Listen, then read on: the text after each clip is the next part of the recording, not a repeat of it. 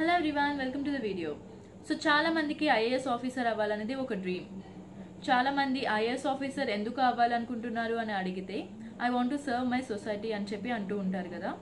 So రియల్గా ఒక IAS officer తీసుకున్న డెసిషన్స్ వల్ల, వాళ్ళు స్టార్ట్ చేసిన ఇనిషియేటివ్స్ వల్ల మన సొసైటీలో నిజంగా అంత మంచి మార్పు వస్తుందా అండి? సో ఈ వీడియోలో మనం లాస్ట్ ఫ్యూ ఇయర్స్గా కొంతమంది ఐఏఎస్ ఆఫీసర్స్ తీసుకున్న డెసిషన్స్ అండ్ వాళ్ళు స్టార్ట్ చేసిన ఇనిషియేటివ్స్ వల్ల వాళ్ళ డిస్ట్రిక్ట్స్లో యాజ్ వెల్ యాజ్ మన టోటల్ ఇండియాలో ఎలాంటి చేంజెస్ వచ్చాయి అనేది చూద్దాం. సో మనం ఫస్ట్ స్టోరీని చూసుకున్నట్లయితే ఇది తమిళనాడులో ఉన్న ఈరోడ్ డిస్ట్రిక్ట్కి సంబంధించిందండి. సో ఈరోడ్ అనే డిస్ట్రిక్ట్లో చాలా లిమిటెడ్ రెయిన్ఫాల్ ఉంటుందండి. అక్కడ చాలా డ్రై క్లైమేట్ ఉంటుంది. సో వాటర్ సప్లై ప్రాబ్లమ్స్ అనేవి వాళ్ళకి చాలా వస్తూ ఉంటాయి. సో ఇక్కడున్న ఐఏఎస్ ఆఫీసర్ అక్కడ ఆ డిస్ట్రిక్ట్లో వచ్చిన చాలా పెద్ద ప్రాబ్లంకి ఒక చిన్న సొల్యూషన్తో ఎలా సాల్వ్ చేశారనేది చూద్దాం. సో మనందరికీ తెలుసు కదండి, మన ప్రతి ఊర్లో ఎక్కడ చూసుకున్నా సరే మనకి ఓవర్ హెడ్ ట్యాంక్స్ అని కొన్ని ట్యాంక్స్ ఉంటాయి. అక్కడ నుండి డైరెక్ట్ మన ఇంటికి ట్యాప్ వాటర్ అనేది వస్తూ ఉంటుంది కదా. సో ఇక్కడ ఓవర్ హెడ్ ట్యాంక్స్లో వాటర్ ఫిల్ చేయడం కోసం వాటర్ ఆన్ చేస్తున్నారు గవర్నమెంట్ వాళ్ళు, బట్ తర్వాత ఆఫ్ చేయకుండా వెళ్ళిపోతున్నారండి. సో దీనివల్ల చాలా ప్రాబ్లం అనేది వచ్చింది అక్కడ. ఎందుకంటే అక్కడ వాటర్ చాలా షార్టేజ్ ఉంటుంది ఆల్రెడీ, బట్ ఇక్కడ ఉన్న వాటర్ కూడా వేస్ట్ చేస్తూ ఉంటున్నారు. అంతేకాకుండా ఇలా మోటార్ వేసి వదిలేయడం వల్ల చాలా ఇబ్బంది అవుతుంది. లైక్ ఎలక్ట్రిసిటీ బిల్ అనేది కూడా చాలా వస్తుందండి.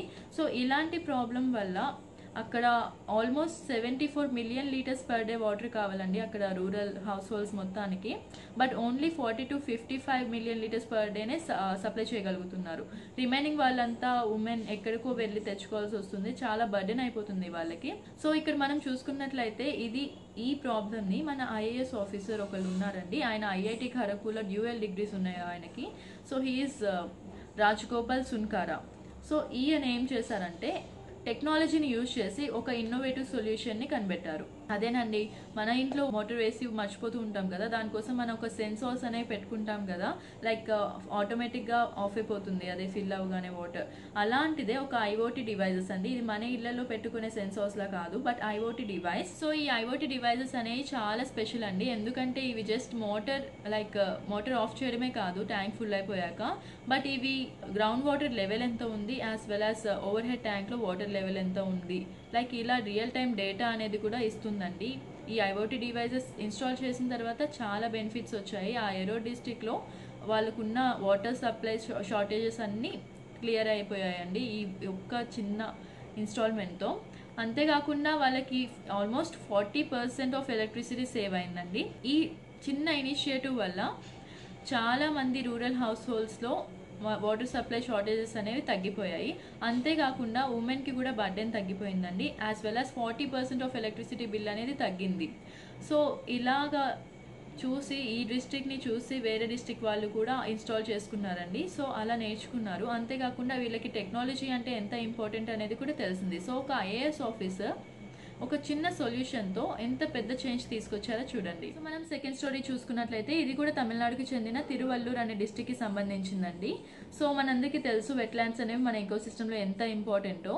సో ఇలాంటి వెట్లాండ్స్ అనేవి మనకి 1/3 ఆఫ్ వెట్లాండ్స్ నియర్లీ లాస్ట్ 30 ఇయర్స్గా వీ హ్యావ్ లాస్ట్ ఇట్ అండి. అది యూనియన్ ఎన్వైరన్మెంట్ మినిస్ట్రీ అసెస్మెంట్ వాళ్ళు రిపోర్ట్ ఇచ్చారు, దానిలో ఇది ఉంది. సో వెట్లాండ్స్ అనేవి ఎంత ఇంపార్టెంటో తెలుసు కదండి. సో అందుకే తిరువల్లూరుకి చెందిన ఐఏఎస్ ఆఫీసర్ వి విష్ణు అనే ఆయన ఒక కొత్త ఇనిషియేటివ్ని తీసుకొచ్చారు.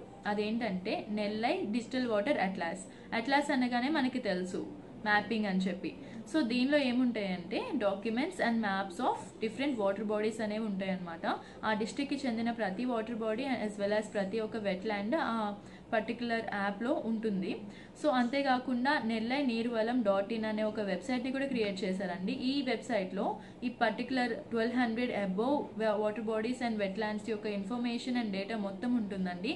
అంతేకాకుండా అక్కడ ఆల్రెడీ ఆ వాటర్ బాడీస్ మీద ఏమైనా ప్రాజెక్ట్ స్టార్ట్ చేస్తే దాని గురించి కూడా ఇన్ఫర్మేషన్ ఉంటుందండి.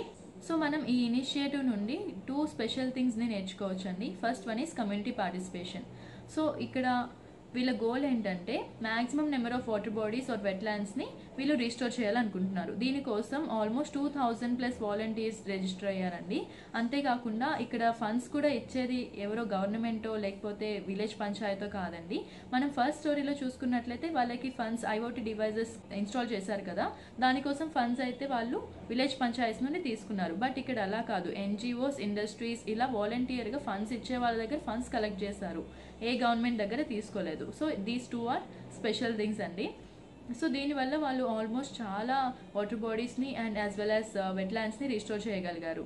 అంతేకాకుండా ఈ ఇనిషియేటివ్ని చూసి చాలా డిస్ట్రిక్ట్స్ కూడా దీన్ని అడాప్ట్ చేసుకున్నారండి తమిళనాడులో. మనం థర్డ్ స్టోరీ చూసుకున్నట్లయితే ఇది బీహార్లో ఉన్న చంపారన్ డిస్ట్రిక్ట్కి సంబంధించిందండి.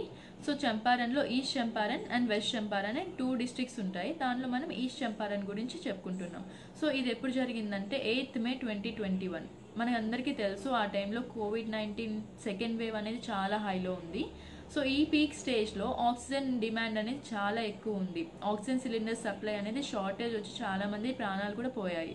సో అలాంటి టైంలో ఈస్ట్ చంపారన్లో కూడా ఇలాంటి సిచ్యువేషన్ ఒకటి వచ్చిందండి. సో అదేంటంటే east Champaran and west Champaran ఈ 2 డిస్ట్రిక్ట్స్కి కలిపి ఓన్లీ 1 ఆక్సిజన్ ప్లాంట్ ఉందండి. అండ్ ఆ ఆక్సిజన్ ప్లాంట్ మీద 800 లైవ్స్ డిపెండ్ అయి ఉన్నాయి. సో ఈ ఆక్సిజన్ ప్లాంట్లో ఒక ప్రాబ్లం వచ్చింది.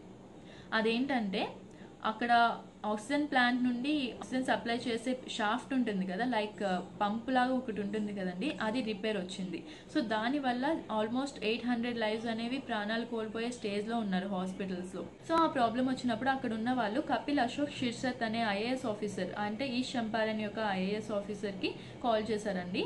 సో ఆయనకి కాల్ రాగానే ఆయన district magistrate, additional district magistrate అని ఇంకొక ఆయన ఉంటారు, ఆయనకి కాల్ చేసి అక్కడ ప్యానిక్ సిచ్యువేషన్ ఏం క్రియేట్ అవ్వకుండా చూసుకోమని ఆయన పంపించారు.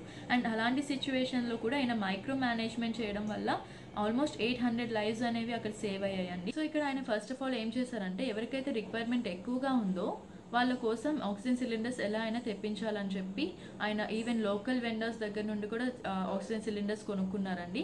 అంతేకాకుండా 200 సిలిండర్స్ పక్కన డిస్ట్రిక్ట్ నుండి తెప్పించుకున్నారు. యాజ్ వెల్ యాజ్ 15 ఆక్సిజన్ సిలిండర్స్ని రక్సోల్ అనే ఒక ఇండో నేపాల్ బోర్డర్లో ఒక ఏరియా ఉంటుందండి, అక్కడ నుండి తెప్పించుకున్నారు. యాజ్ వెల్ యాజ్ ఇంకా కొంతమంది లెస్ రిక్వైర్మెంట్ ఎవరైతే ఉన్నారో వాళ్ళు డాక్టర్స్ చెప్పిన కొన్ని టెక్నిక్స్ ద్వారా వాళ్ళకి అప్పటి వరకు మేనేజ్ చేశారు. సో ఇలా ఆయన చాలా సిలిండర్స్ని తెప్పించి అప్పటికప్పుడు చాలా మందిని లైఫ్స్ని సేవ్ చేశారండి. అంతేకాకుండా అంత తక్కువ టైంలో ఈయన micro management as well as meticulous planning వల్లే ఇది సాధ్యమైంది. అండ్ నెక్స్ట్ డే వాళ్ళకి ఎలానో ఢిల్లీ నుండి న్యూ పీస్ అయితే ఏమైతే ఉందో అది పంపించారు.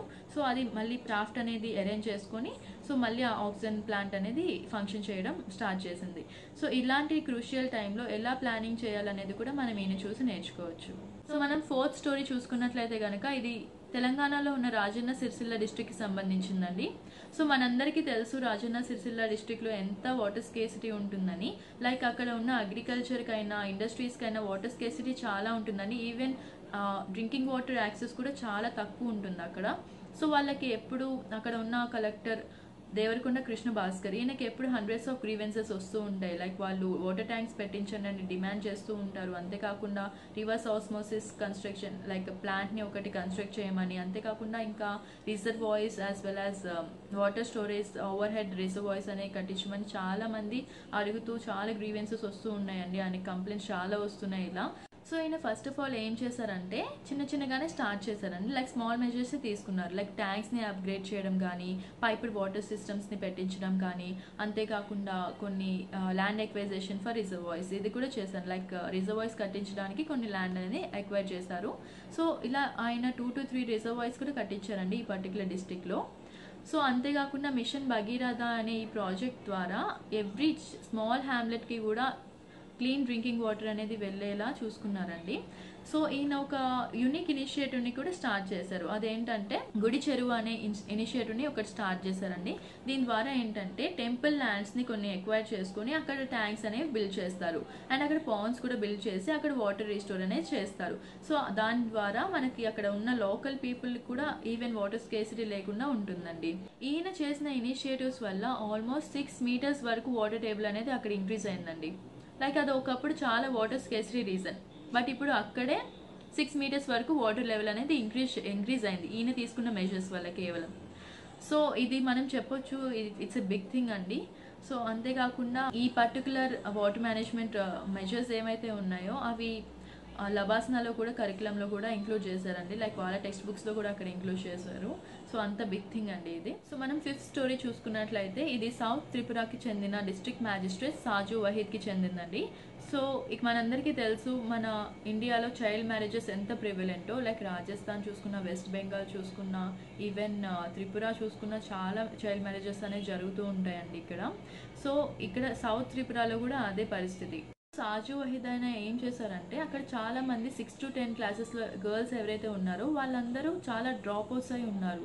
సో ఆ డేటా చూసి ఆయన చాలా షాక్ అయ్యారనమాట. సో ఎందుకు ఇట్లా అవుతుంది అని రీజన్ తెలుసుకుంటే అదంతా రీజన్ ఎందుకంటే చైల్డ్ మ్యారేజెస్ అనమాట.